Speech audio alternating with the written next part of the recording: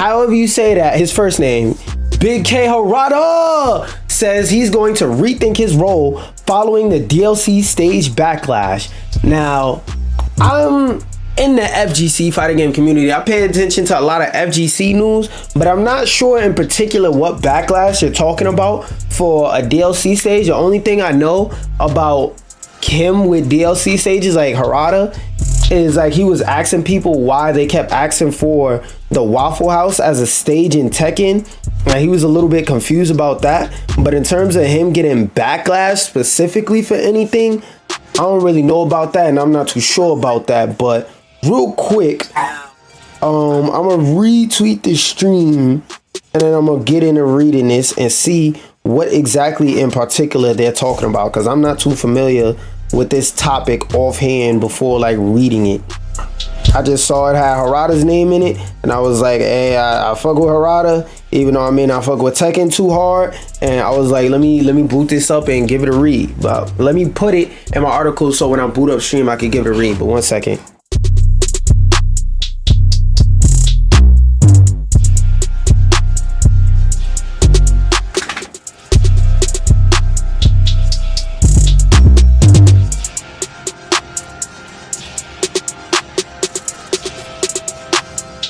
Alright.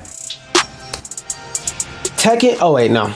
First paragraph. This is IGN first 2 weeks. Oh wait, actually I don't have the context. This week, alongside the release of downloadable content character Heihachi Mishima and accompanying free story mode expansion, Bandai Namco and Gemanji, I believe that's how you say that, the Manji Temple stage for $4.99, aka $5. That's a marketing trick, putting $4.99 so people read $4 in their mind instead of $5. They tell you it's tax reasons, but it's really not. It's to trick you into thinking you're paying less than you really are, sparking a backlash from fans who had expected the stage to be available for free as the stage that accompanied the release of prior DLC character Lydia Shobiska was.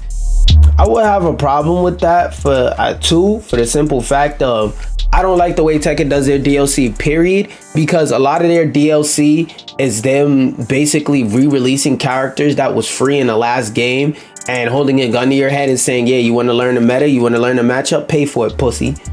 Part of the frustration comes from mismanaged expectations and the Tekken 8 community's feeling that Bandai Namco is overreacting here, given the game itself and its downloadable content character pass comes with a premium price tag. Currently, paying real world money is the only way to obtain the stage DLC. Here's a snippet of the reaction from the Tekken subreddit. Don't give a fuck. So what was the point of selling these Tekken 8 Ultimate Edition playable character? Whoa, this is worthless. So I'm guessing if you bought the Ultimate Edition, they said pay another $5. I agree with this. Don't complain, vote with your wallet. I will always agree with that. That's why especially fighting games nowadays, I refuse to pay for any fighting game that isn't Smash day one, because I already know stuff like this is going to happen and you're going to have to buy the DLC and the rest of the game afterwards anyway. So I might as well wait till the game's been out for a year and get the DLC and the regular game at a cheaper price. And if I really don't give a fuck about the game, I'll wait 2 years and then just buy the whole game for one discounted price. So for example, let's say Mortal Kombat 11. I brought that game 2 years in because one of my friends donated to me to buy it, and I got the whole deal. I got the game and the first set of DLC all for $60, and when the game came out it was $70 with no extra DLC or nothing like that. So that's just my personal policy, and I agree with broski up here, Jehu TV Gaming, however you pronounce that. Vote with your wallet. Fuck these companies, please, please, please. Cause I feel like not enough people took an economics class, or if they did, they weren't really paying attention. One thing I will always say about capitalism is one of the fundamentals of you being a consumer in a capitalist society is the fact that you have options. Use your options. Sometimes your option is go somewhere else. Sometimes your option is just go without it. Especially in situations like this for video games. Remember, video games are a luxury benefit. It is a luxury because if you was outside homeless, you had no crib, would you be thinking about a PlayStation? Like you in the middle of the woods and you scrounging for peanuts and bushes and berries, would you be thinking about a PS5? If the answer to whatever item you could put in the place of PS5, if you wouldn't be thinking about that item out in the woods, it's a luxury. For example, you might be thinking about a car, but you don't really need an Escalade. You might just need a fucking Honda from 2015. You know? So that's also a factor, but I don't know. A lot of people didn't pay attention to economics class, if they even had economics class, because economics class 101, being a good consumer is seeing how you can get the biggest bang for your buck. Being a good consumer is saying what option on the market currently can I go to that every cent I pay, I get the most for my money. And fighting games, I'm not gonna lie, you don't be getting the most for your money a lot of the time. Amid calls for a boycott and other strong complaints from Tekken 8 players, yes, boycott. Tekken fan base, y'all are strong enough to boycott and bully your way into the developers listening to you. Yes, I encourage this. I support this. There's so many other games, bro. There's so many other, like, let's look it up. New games in OCTOB October 2024. So these ones off rip, 9 games that's coming out this month are A Quiet Place, The Road Ahead, Throne and Liberty, Diablo 4, well, this is not a game, this is an expansion, Sonic X Shadow Generations, Dragon Ball Sparking Zero, Dragon Age of Veilguard, Metaphor, Fantasio, whatever, Silent Hill 2, Call of Duty Black Ops 6. There's so many new games coming out every month, and this is just the AAA releases that pop up on Google for this month. Let's not go into games that's releasing in November, games that's releasing in December. Hey, wait. Why can't I see the fucking name of the person who just followed me? Anyway, thank you for the W. Follow, go ahead and throw the view one time. And if you're here to chill and vibe, that's okay. But if you're here to help me, all right, the fuck out the stream. Back to what I was saying though. It's a whole lot of games coming out this month, man. Just this month. And then there's already new stuff from September that came out that's good. I'm talking Astrobot. I'm talking Warhammer. Just fucking Spectrator Divide. Plucky Squire. There's just so many freaking games coming out that done came out that are just great and phenomenal. It's like, yo, if you're sitting here being a slave to Tekken, a game that came out in February and a game that, as we're seeing, has developers that are actively disrespecting you and the dollar you spent, it's like, yo, bro, why would I sit here and invest time in a game that has developers that's disrespecting me? No, I'm not going to do that. There are other games, people. You will not die if you get the fuck off of a game, okay? You will not die if you stop playing Tekken. Now, I know it's hard sometimes to stop playing a game you like, but please, man, please, for the betterment of everybody, get the fuck off the game. This structural setup was a mistake, Harada admitted in a tweet, and he confirmed plans to reorganize not only the Tekken business, but his role within it to ensure community expectations are met in the future. Okay, this is a good thing. I'm gonna go to the tweet. I'm not gonna take the article's word for it at all. I'm going to the tweet. That is a long ass tweet. Okay. I think this is a good thing because, like, out of all the fighting game bigwigs and fighting game moguls and stuff like that, Harada is one of the ones that not only has his ear to the streets, to the ear of the Tekken streets, he also listens to feedback, and he's also capable of generating what people consider, because I'm always be fuck Tekken because I'm a Smash player. He has what people consider to be a great product that gives you a lot of bang for your buck. So on both a business side and both a fans of the game side, this is a good thing. Harada, like I was mentioning earlier with the Waffle House thing, there's a lot of corporations and companies that would just look at that as, oh, they're just joking around, they're fucking around, they would never really buy that. Harada actually sat down and took time out his day to listen to people and understand why they wanted that stage and why that stage was being highly requested. There's not a lot of people who would take time out their day to do that. So like in the Tekken community, in the FGC community in general, because as I said, I'm an anti-Tekken player, he's really appreciated. We need more developers and community managers to act like Harada. I'm not saying you got to do everything he does beat for beat, but y'all should try and do the things he want to do more. And also, with a lot of the crazy decisions like this that you would look at and be like, what the fuck influenced them to do that dumb shit?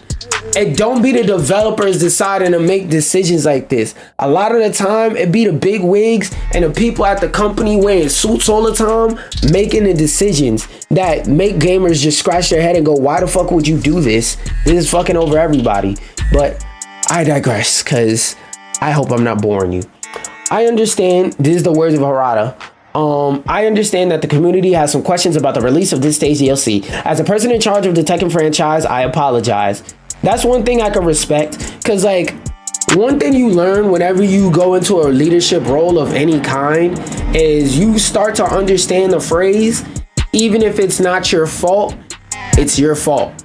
What do I mean by this? When people have a face to attach to something, sometimes people direct their anger not towards the people who deserve it, but towards the people who they know. So for example, think of it how like comedians always have the joke.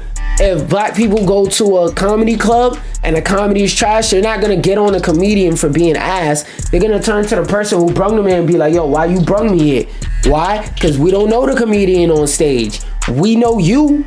You didn't vet this out and make sure this nigga was funny. You brought me to this trash ass shit. I got up and I put on one of my good outfits. I came out here, I'm spending all this money to come out here. Or even if it's not a lot of money I'm spending money to come out here. I'm spending time to come out here. I could have been in a crib, curled up in a blanket with my dog. My literal dog, as in my puppy, like bark, bark. Don't try that shit. I could have been curled up in a cover with my dog, hugging him, eating some motherfucking popcorn, watching Wolverine and Deadpool, or fucking the PJs for the 15th time in the crib.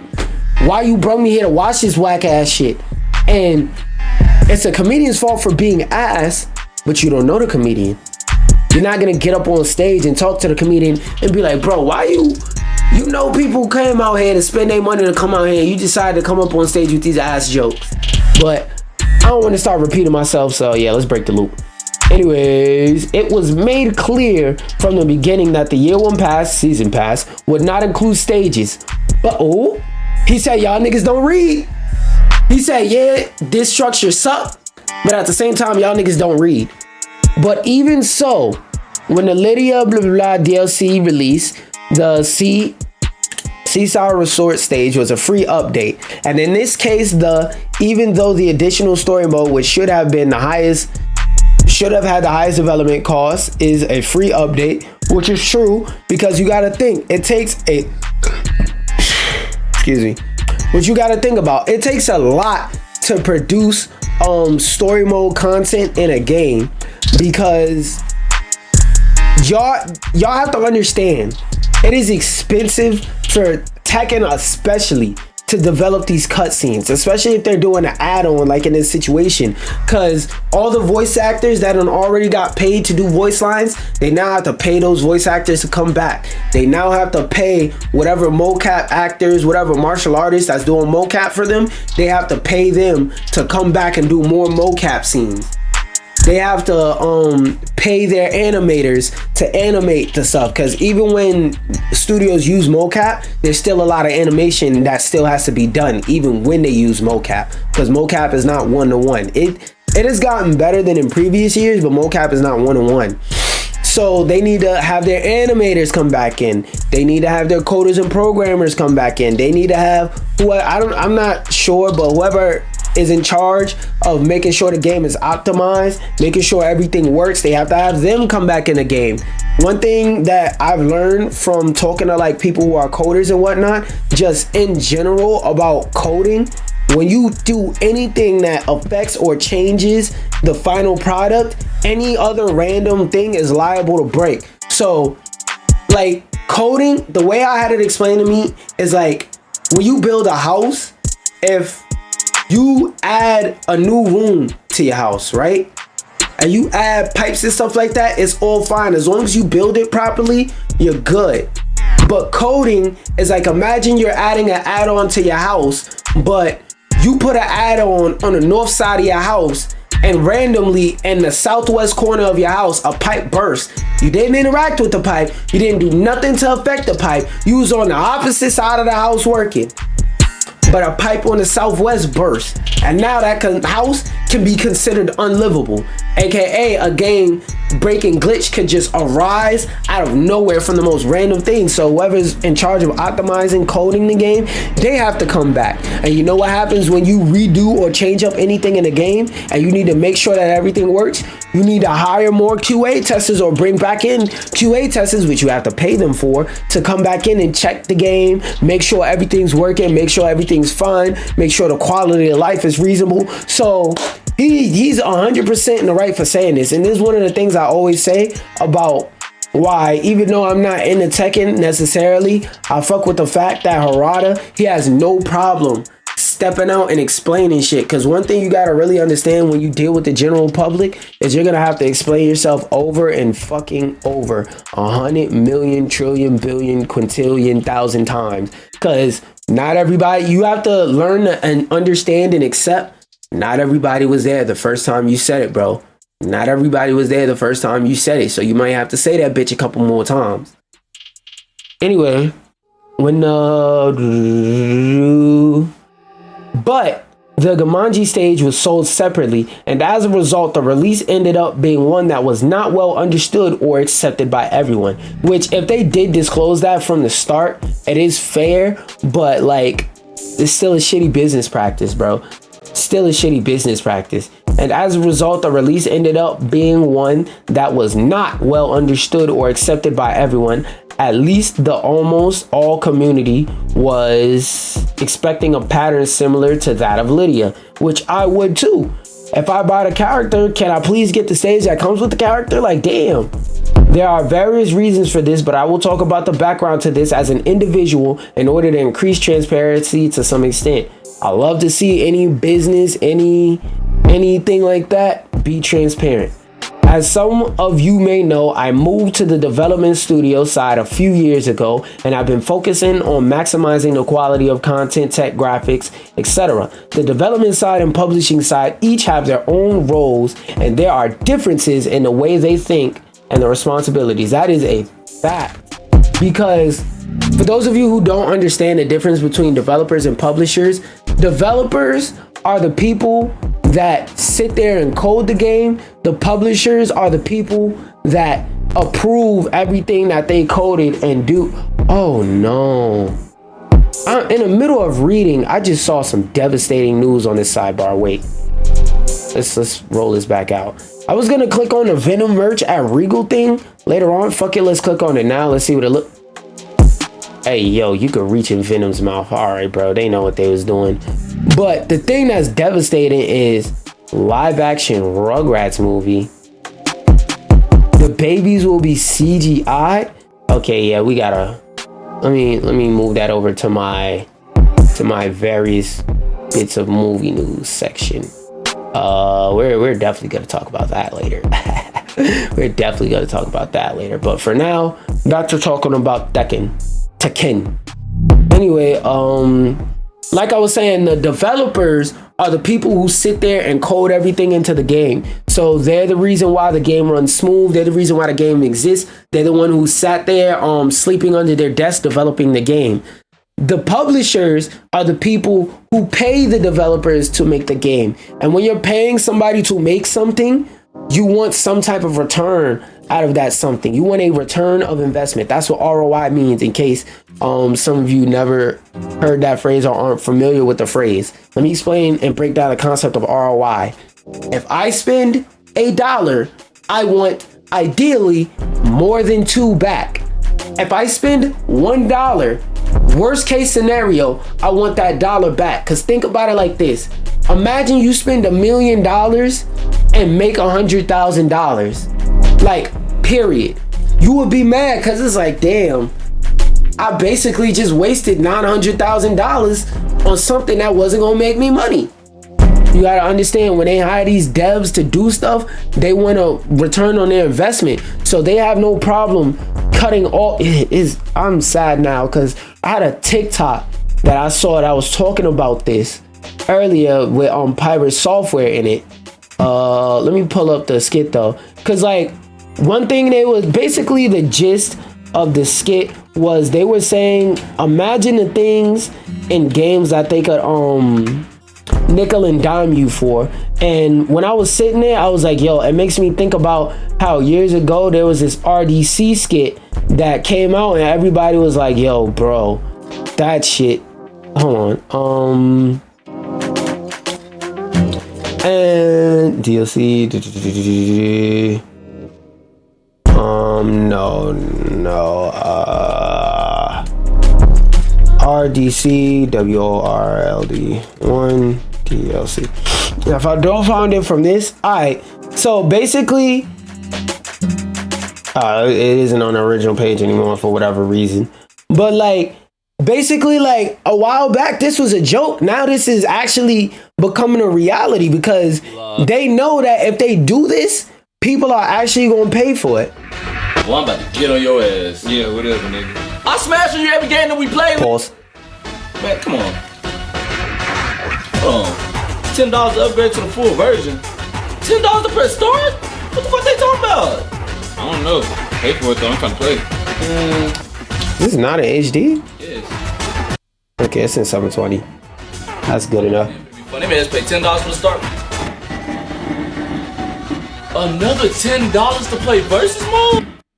And like, y'all, we may have looked at this back then and laughed, but y'all gotta understand, this skit was made 2017. So this probably uploaded around when they originally uploaded it. But this skit was probably made in 2015.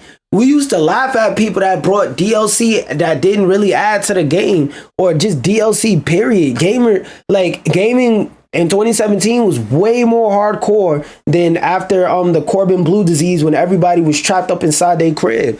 So y'all gotta understand, there's people who aren't about games and gaming. I think you gotta unlock it or something. I mean, you pretty much get it, but what the fuck, I buy a blank disc? You can go watch the rest of the skit if you want to, but the point isn't necessarily the skit. It's funny as fuck, but the point isn't necessarily the skit. The point is, imagine how much they could charge you for. They could charge you for versus, story mode, and all that shit separately. And because there's a lot more new people in the gaming that aren't so responsible with their dollar, they're gonna buy it separately. They will buy it. They wouldn't try to charge you for it if they didn't think there was a chance you would buy it. And there are differences in the way that they think and the responsibilities. Yeah, because basically developers are the ones that gotta take the blame and take the shit for everything, when it's really the publisher's fault. I, who should be the one to act as a bridge between the two, have not been able to properly particulate. What the fuck is a particulate? I meant to say participate in the publishing, sales, decisions making process for as a result, probably a translation error. Decision making process. As a result, I think there were parts of the process that did not take the tech and community's opinion into account. Fuck opinion, it didn't take their goddamn wallets into account. I think I failed to create an organizational structure that would allow me to oversee things beyond my own position. One of the roles was to listen to the opinions of the community and reflect them not only in the content, but also in the out game. But I was clearly becoming passive, worrying about the relationship between companies and not exercising my role, which I could completely understand. Like, when you love something so much, sometimes like you be scared to flex your fist and really smash down with your power, in terms of like, you don't want to ruin the thing that you love, but sometimes to save the thing you love, you gotta call a couple people a bitch ass nigga and verbally smack them upside the head to get their brain going and let them know, yo, this shit is stupid. From now on, I will review this structure and change it to one that values the community as it did in the past. Thank you. You're welcome. Even though I don't fucking play Tekken, you're welcome. Hopefully he's able to get in there and do things, because in situations like this, because publishers and companies would much prefer to nickel and dime us all day and all night, it's just like, I want to see if this is actually successful, because this is type of things that they would usually push back on and be like, what? You don't want to nickel and dime your fan base? But we can make more money if, and sometimes like you got to shut people the fuck up and say, yes, we could theoretically make more money. But I'm a person where, for example, you know how everybody loves to say, oh, so-and-so has potential? When you start like dealing with the real world, you realize like, yo, nope. Huh? What?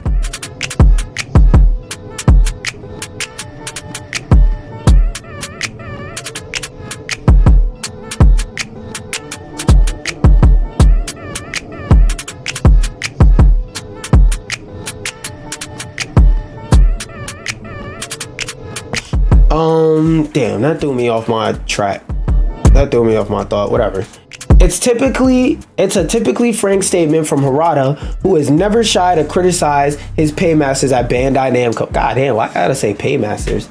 Over their management of Tekken and the community's various fighting game franchises. In June, for example, Harada was remarkably candid in discussing why Soul Calibur disappeared. He admitted he tried and failed to get KFC mascot, blah blah blah. As for Tekken 8, it faces an uphill struggle getting disgruntled players back on side following the DLC stage on Steam. Its recent user review rating is down to mixed from mostly positive overall, with most of the negative reviews focusing on recent events. Always fight back. I will always say fight back against the corporation. Vote with your dollar. If you have to buy the game to unlock the ability to buy the game, I'm not buying a fucking game. All I'm gonna say is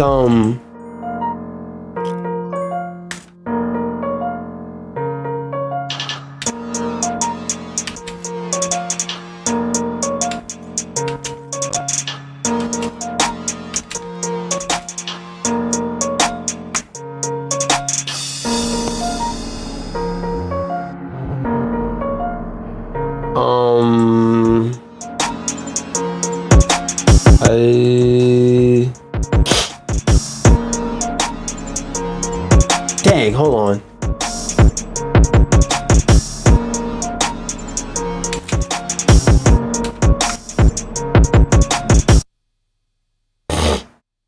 God damn it. Oh, there we go.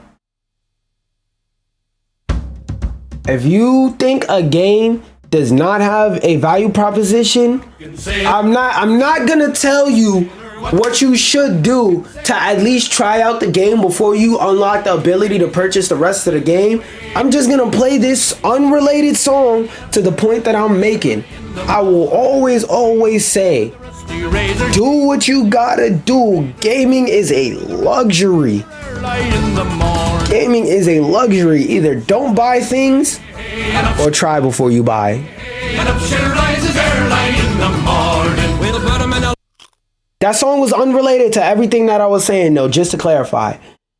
Epic Games boss, oh man, yeah, this is a sad story, because I hate to see layoffs in gaming, because like gaming is already such like a weird field to try and get into, and like laying off people just makes it scary for the people that's there, making them want to jump ship, and it makes it scary for people who's getting ready to go in. Because think about it, like imagine you're in a gaming field but you got a family to feed and you love developing games.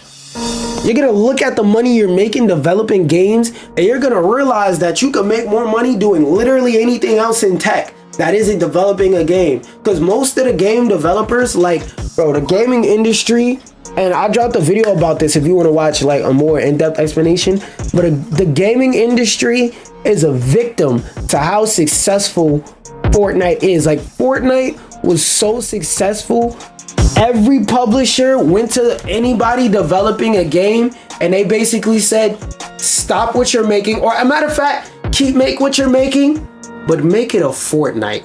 It's like not every game needs to be live service and such. So like some of this stuff that's happening in the industry, and that's just one example out of many of why stuff like this is happening repeatedly. But my point is, like, a lot of these companies are spending $100 quintillion on a game that they could either A, make with half the money, or B, don't make at all because nobody cares.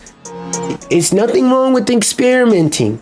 Stop spending $100 million on a game just for it to fucking flop. Maybe you only need to spend $10 million.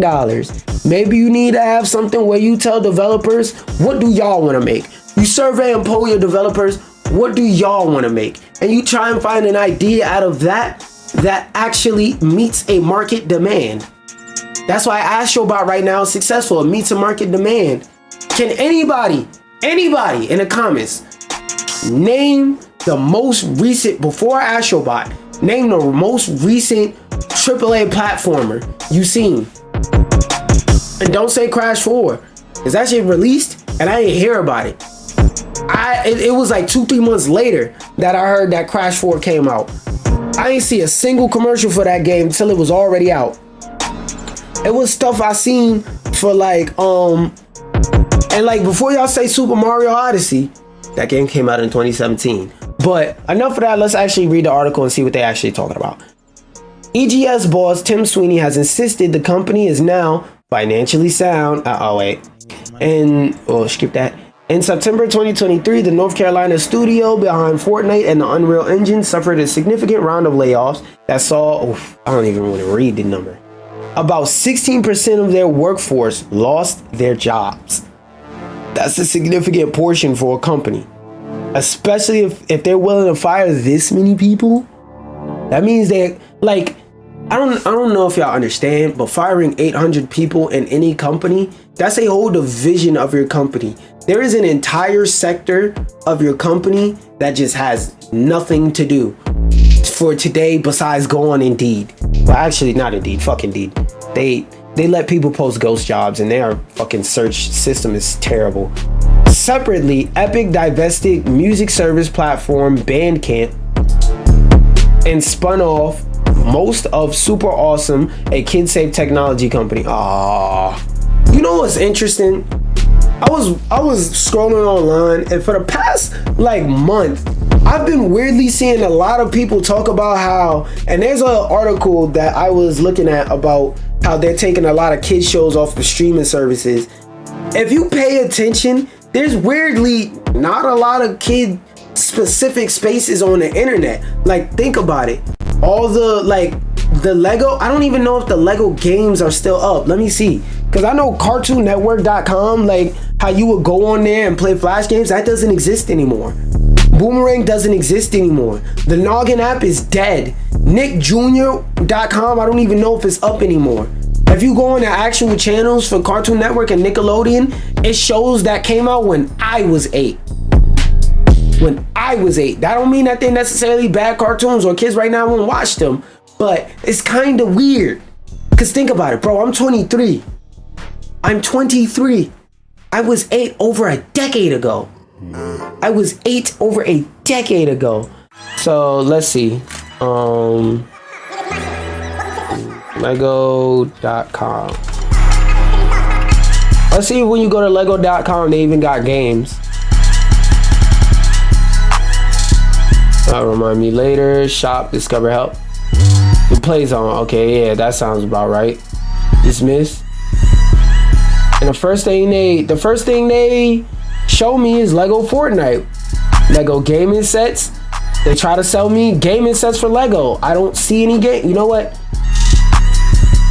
Is this the games? Like, do they have Flash games? Like, is this a Flash game or? Okay, they do still have the Flash games. But the fact that I had to think about it and look at it, Nicholas nowadays is not going here to play games. They're booting up Fortnite and getting on a game that could potentially have some grown weirdo on it. And I'm not saying, and I'm not one of those people, if you play Fortnite, you're a this and this. But I'm just saying, we're not going to sit here and act stupid and act like none of those weird type of people play those games. And and it's harder to supervise your child when they're doing something like that. That's an online experience. So like in general, it's weird, but I noticed it. It's a lot of kids faces, a lot of kids specific, not fuck kid friendly, kid specific. Spaces designed specifically for kids on the internet is disappearing, and a lot of shows specifically for them are being taken down, and there's no legal ways to watch them.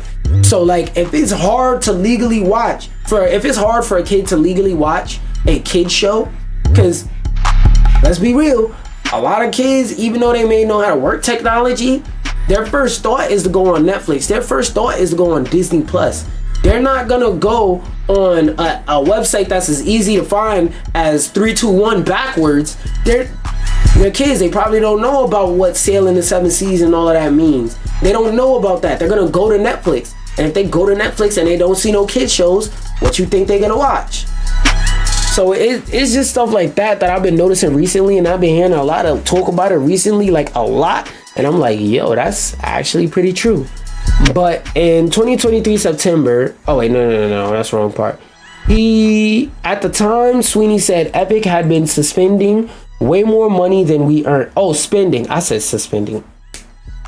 Oh my God, I'm illiterate. One and only Fred. Separately, Epic, at the time, Sweeney said Epic had been spending way more money than we earn, investing in the next evolution of Epic and growing Fortnite as a metaverse-inspired ecosystem for creators.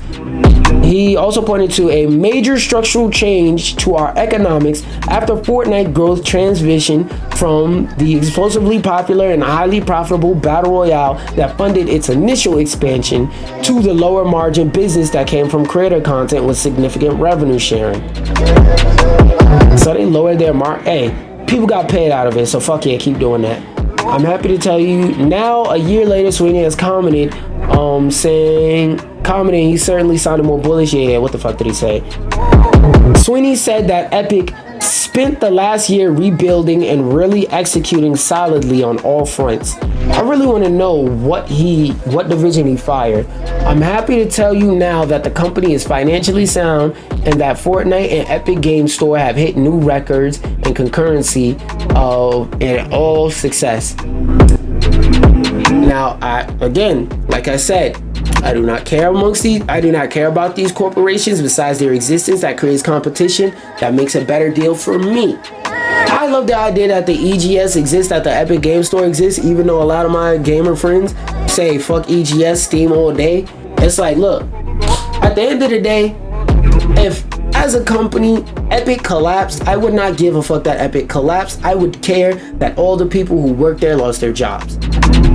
I love the existence of EGS because it gives competition to Steam. Whenever a platform has no competition, you have to pray to the heavens and the stars, whoever is a part of the leadership teams, because there's not just the CEO. And a lot of companies, CEOs don't do shit, right? So, well, I don't want to say a lot of companies, but there are companies where you would be surprised to find out the CEO doesn't do a damn thing. Like, for example, just because, like, this is not like a direct example, but understand the parallels I'm trying to say. If you watch Timmy Turner, if you watch Fairly Odd Parents, the original one with 10 seasons at least, you may know that Butch Hartman created the show.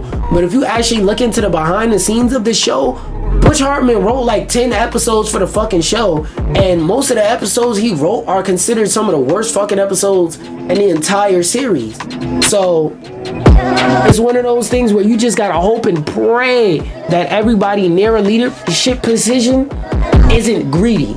Because if one of them is greedy, eventually they'll either try and make everybody else greedy or replace everybody else with somebody greedy.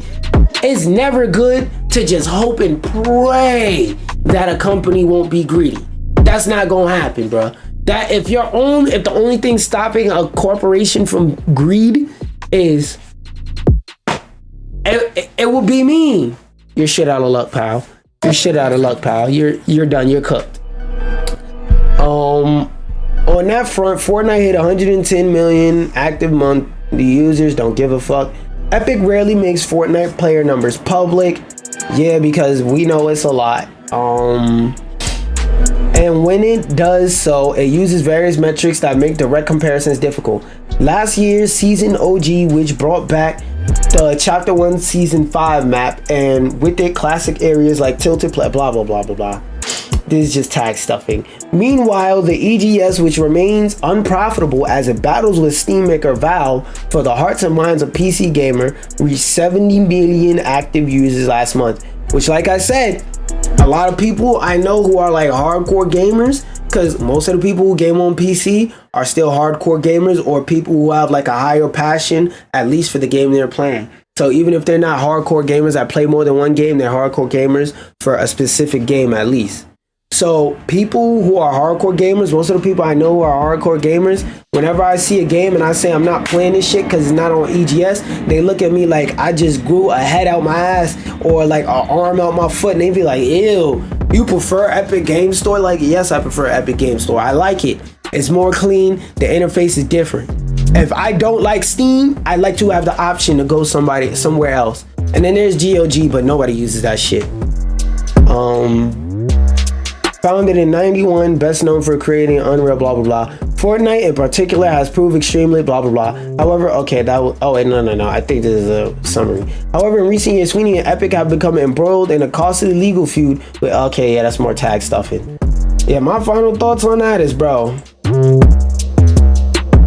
Epic doesn't seem to be imploding on themselves, but Steam, you're fighting a good fight? Epic, I need you to swing harder, because EGS as a platform is so much more convenient and better in my opinion than Steam, but Steam is still beating your ass. So to me, I find it weird that, in my opinion at least, you have a better product but you're getting your ass beat. The only thing Steam legitimately has over EGS is Workshop, but that's one of those times where I gotta sit there and be real and realize, like, damn, I'm not gonna, like, I rarely use Workshop. Like, out of all the games I have on Steam, I only use Workshop for Rivals and Rivals 2, well, Rivals of Aether 2 when it comes out, because, you know, they didn't want to be associated with Marvel. This one, wait, I want to see how much the discount is. $59.99. You can save $8. Where is this though? Before I even speak on this. Okay. Oh, nah, fuck Walmart. Amazon. Okay, so that means that could be just an Amazon purchase thing. Because for those of y'all who don't know, Nintendo games rarely go on discount to the point to where they have a full fucking article about getting $8 off on a game. Now, if I was talking about any other company's game, if I was talking about a fucking what you call it? Wait, nope, we gotta skip this. Copyright. If I was talking about a PlayStation game getting an $8 discount, everybody would throw their hands in the air and be like, nigga, so? Nintendo games so rarely go on price cut that an $8 price cut is headline worthy. Yeah, I don't give a fuck. I thought it was gonna be more like $20 or something like that. I clicked the same article twice because I'm a big dumb poo-poo head. Oh, big major news. A new Palworld game is coming despite Nintendo legal action. Now, which one of these is shorter? Because this isn't a very complicated thing to talk about. Okay, I like this one because that one's more concise. But I like that headline more, but this one seems like it's more accurate. Palworld is coming to mobile with PUBG Studio handling development. Another thing I wanted to highlight, oh, that's why I put this one in here. Whether I was gonna read this or not, I was at least gonna highlight this. So you see how in the article they're calling it, let me zoom in a little bit so y'all can see it. It's like a wee bit better. Y'all see how in the article they're calling it, what? You see how in the article they're calling it Pokemon with guns? This is a publication. What? Oh, niggas is on the phone just yelling at the top of their lungs for no fucking reason. Anyway, like I was saying, the publication is calling this Pokemon with guns. The people who are selling this game to their friends are calling it Pokemon with guns. And even the browser theme that I'm using right now is Palworld. I don't know why I felt like mentioning that. I just wanted to. Or GX Supremacy. But people are calling this game Pokemon with Guns. The developer have never marketed this game as Pokemon with Guns. So for you people saying that about this game, shut the fuck up. This is another example of what I was talking about, just in case y'all think I was capping. But to get to the article, we skipped the first article. That's just tag stuffing. PUBG Studios is the name of the studios is actually PUBG Studios. I didn't know that. I thought that studio had an actual name and that I just didn't know it because I was a dumb poo-poo head. Oh yeah, no, PUBG Corporation, PUBG Studios, Crafton. Okay. I think the name of it is Crafton and like a nickname is PUBG Studios. Whatever. PUBG Studios is developing a mobile version of Palworld, though additional details were not provided in the press release. So what the fuck am I reading? The deal between Crafton and Pocket Pair was announced not long after Nintendo, blah, blah, blah. Mobile is just the latest extension of Palworld, because, yeah, it also dropped on PlayStation recently. The company partnered with Sony tag stuffing, bears similarities to Pokemon. He believes that because Nintendo can it intends to screw them with other things like technical Okay, so this was a nothing burger ass article. Now I'm mad I clicked this shit. But my thing about this is, let me see if I can find a video about this that isn't a nothing burger. If they announce something, I suspect it will be a bunch of nothing burgers, but let me see if I can find some more details in a video or something real quick. This week's gaming news, no, try Power mobile games, no, this shit ain't dropped yet. Okay, yeah, it's just a bunch of clickbait shit. But yeah, I think this will be interesting, especially if you're allowed to play online with console players. Like if there's true 100% crossplay, I also wonder how are they gonna enable that. Is it just gonna be the servers within the game and shit like that, or is it going to be like is it gonna be like dumbass Ubisoft where you gotta sign into an account? Please don't do that. Also, I feel like this update, this new edition that they're bringing, number one, what's gonna be the price for mobile Palworld? Because like if you try to charge like $30 for a mobile game, I'm not gonna lie, you fucked yourself over with that.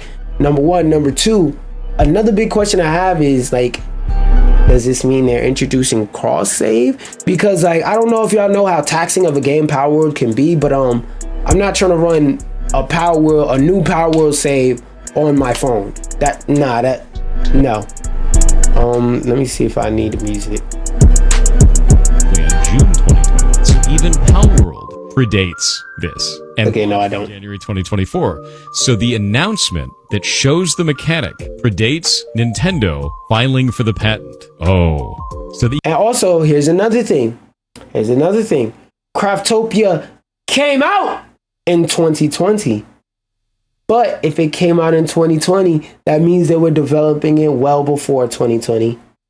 Even that is ridiculous. And I said, from this basis, it appears that Nintendo saw a threat and tried to shore up with patents in case Palworld did well. So overall, I feel that patenting mechanics in this way limits games and gives us... It really does. Overall, we should be copywriting character...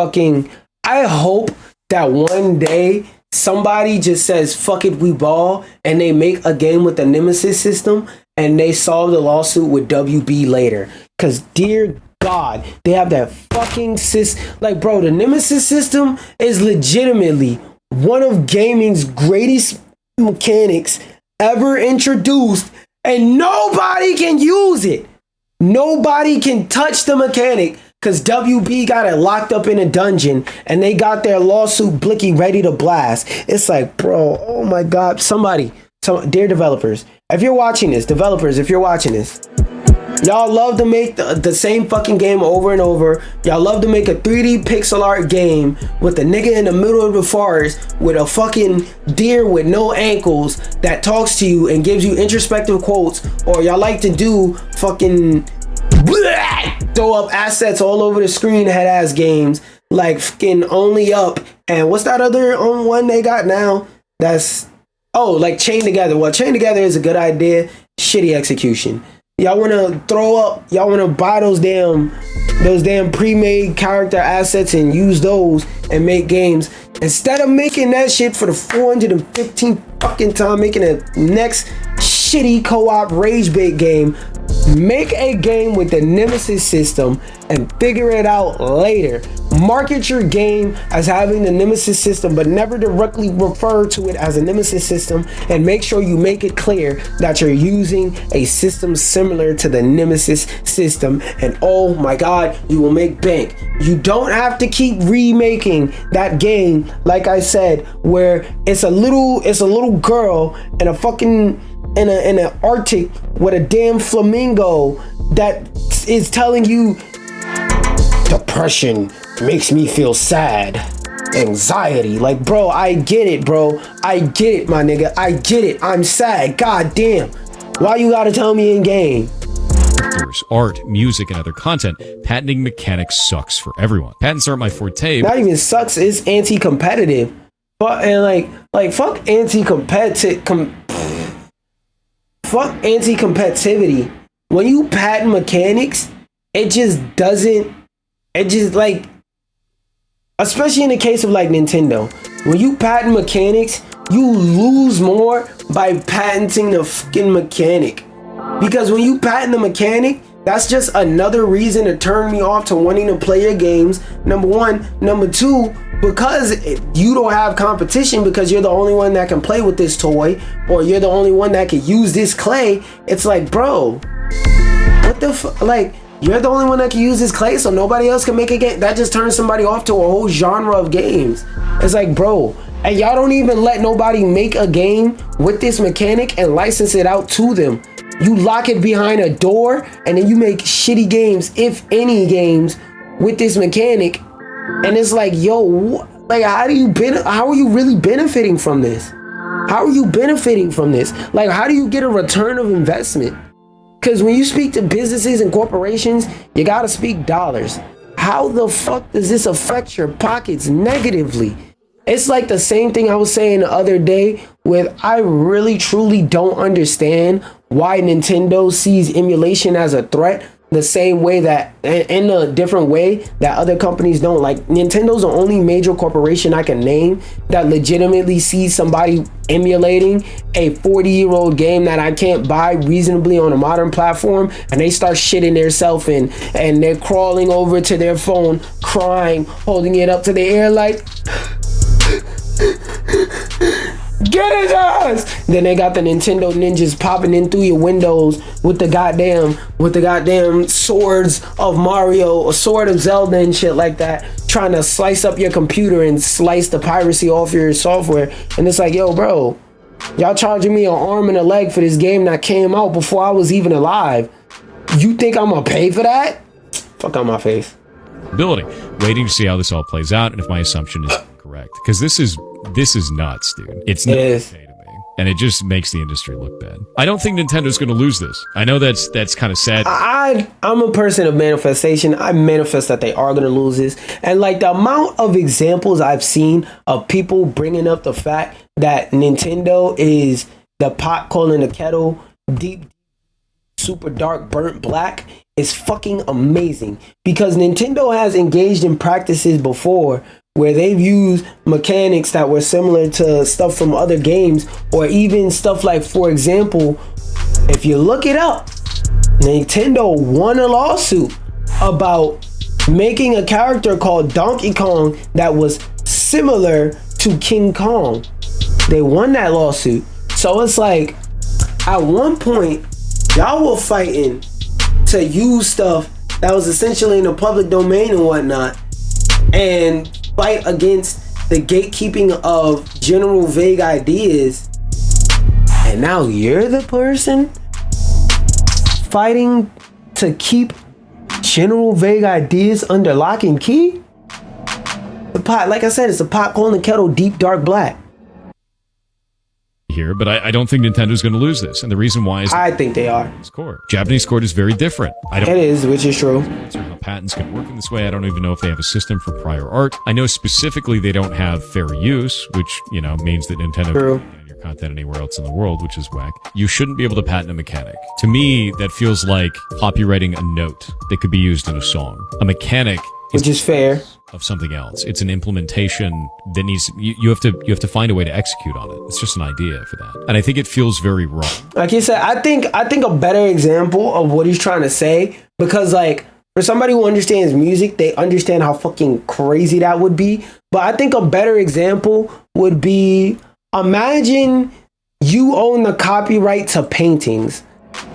Think about how crazy it would be to say nobody else can make a painting because I own the copyright to using paint to make art. Imagine if somebody copyrighted that. Imagine if somebody copyrighted the concept of drawing a character. Not their character, of drawing a character at all. That would be crazy. That's basically what he's saying. They are copywriting and attempting to patent very, very, very vague concepts, which is just crazy. And this is what I was talking about corporate greed. Jumping mechanic where you hit a button and it causes you to land, and that is a better example. Just perfectly so that when you jump again, you can do a flip and go higher. How many games have a mechanic that is like that? It's also a core feature of, say, Mario 64. Imagine if that was patented and then no one could ever use it again. Like, he's right. Imagine how many amazing platform games. Like, bro, fuck that. A lot of people make jokes that Astrobot is in secretly Super Mario 64, Super Mario Sunshine, I said Super Mario 64, and Super Mario Sunshine 2, or that is Mario Galaxy 3. Imagine if Nintendo was able to patent the idea of you press the jump button again after you're in the air and being able to shoot a stream of something that allows you to hover in the air while you're jumping and slow down your descent drastically. Imagine if they were able to copyright that. We wouldn't have Astrobot. Imagine if Activision was able to copyright the idea of war simulator games, which Call of Duty wasn't the first one, so that's a perfect example. Nigga, we wouldn't have Warhammer. We wouldn't have the finals. We wouldn't have no. Battlefield is a smaller one. We wouldn't have Battlefield. It's like, bro, imagine how many crazy cool games we would miss out on if they was able to do some goofy shit like that. This one I wanted to kind of go over in brief because as a Marvel Snap player, I will always love this game, and every once in a while I hop on this game whenever there's a new update. Let me see if this one is drawing me back in. Marvel Snap launches We Are Venom season with high voltage mode, 7 new characters and more. I want to know what that. 7 new characters, new game mode will run for a limited time, 2nd anniversary freebie up for grabs. What is it called? Control F, Charge H. Okay. As for the new high voltage mode, oh wait, is this a developer update? Yeah, that's long as shit. High voltage mode, this will kick off on October 16th and will test your quick reflexes, given there's no snapping here. You will only have 3 turns, but with more energy and call. Ooh. And once you get the hang of it, you might just nab the new agony card for free. This will run until the 24th, so be sure to get those snaps or lack therefore ready throughout the duration of the event. Yes, I will definitely be participating in this event. Give me 1 second to give myself an alarm reminder. I definitely want to I definitely want to do that. Marvel Snap high voltage mode. Okay, let me turn that on. Let me set the date for a specific date. It said what, October 16th? That's what? That's next week, Wednesday? Kickoff October 16th. Okay. I would go at like 1 o'clock. No. I would go at like 1:15. Okay, cool. That does sound like a new idea. Like you get more energy. Ooh, this sounds like a new mode that they could permanently add that could be more entertaining, because the mode they already have is very entertaining and it has very fast matches, but could this be more like quicker and more entertaining? We'll see. Twitch makes big viewership change to partner goals at long last. Now this, I wanted to mostly see what the fuck the change was, because I heard and saw a lot of people saying that this is a good thing. I'm not partners, so I don't know what the hell they're talking about, and maybe I'll learn something from this. Over the last few years, content creation and live streaming has gone from becoming a pipe dream of a career, of a choice, to a genuine option for many creators. Getting started, though, can be a challenge, especially if you don't have a niche that helps you stand out from the crowd, which is very true.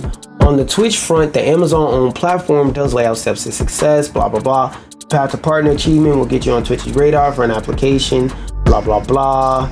To do that, you've got to stream to over 20. Okay, I already know that. Getting that average viewership is a big hurdle, but Twitch has made the change to now allow raids to be included in that figure. We actually include raids now. We don't want to punish the idea of networking in communities. You know what this sounds like? You know what? I'm gonna keep my mouth shut on that, because I'm gonna sound like a tinfoil asshole if I say that. All I'm gonna say is, what do you do with a seed in the dirt? The Twitch employee who deals with partnership applications noted that Twitch definitely looks for real engagement as well. You can't inflate your figures with bots to become a part. Yeah, I remember that was a thing. People used to have fake bots in their stream. Like they'll have 300 viewers and 6 people will be commenting. Like, go in the chat of somebody right now who has 600 viewers. I guarantee you it'll be more than 3 people commenting. There have, of course, been a fair few overnight successes amongst all the blah, blah, blah, blah, blah. I will probably have to have somebody who's into this break it down a bit better, but I don't really see how this is making a real difference besides, like I said, the scenario I said. But I guess they're not trying to punish networking. Oh, God.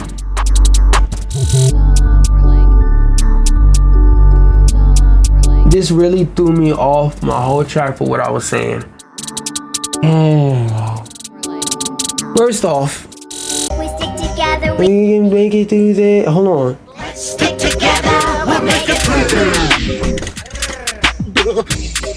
Hold on, don't make me. Hold on. Now I gotta get active. Now I gotta get active. We stick together, we can make it through this. Let's stick together, we'll make Make it through this.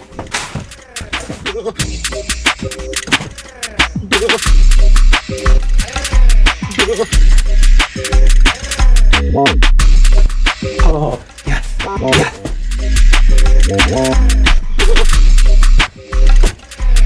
One day I might put that beat out. But let's go back to talking. I gotta cut this beat off. This beat is too hard, bro. While the table rises, I'm gonna let it play out though.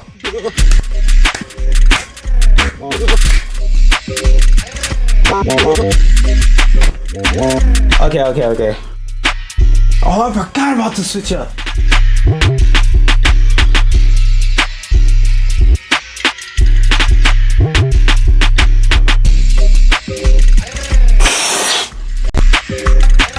I gotta let this play out for a few seconds more before I talk about this bullshit.